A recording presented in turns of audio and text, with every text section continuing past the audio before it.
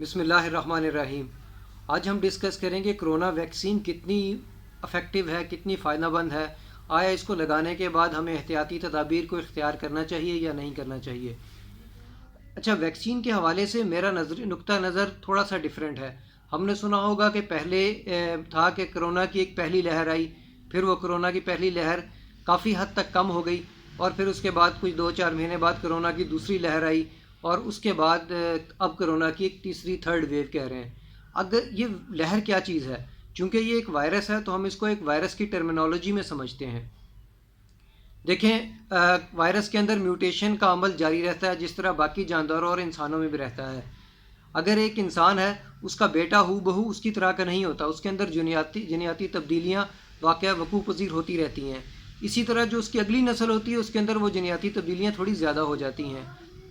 اسی طرح وائرس کی ہے، اگر ہم وائرس کی پہلی لہر جو ہے اس کے اندر جو جینز اور جو ڈی این اے اس کا تھا، دوسری لہر میں وہ قدرے مختلف ہوگا، اور اس طرح تیسری لہر کے اندر وہ اس سے تھوڑا قدرے مختلف ہوگا۔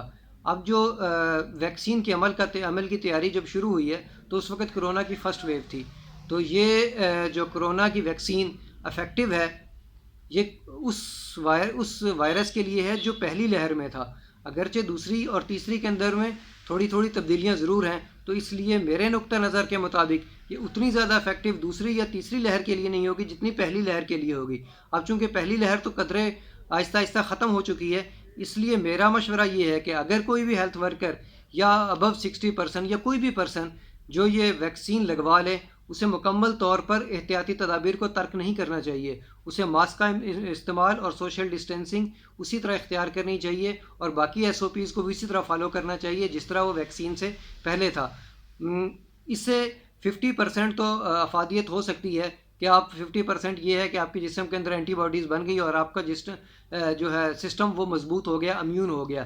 لیکن آپ اس کو 100% یہ مت سمجھیے کہ میں ویکسینیٹڈ ہوں اور میں بالکل اب مجھے دوبارہ کرونا وائرس افیکٹ نہیں کر سکتا۔ اپنی احتیاطی تدابیر اسی طرح رکھیں، دعاؤں میں یاد رکھیے گا۔ اللہ حافظ۔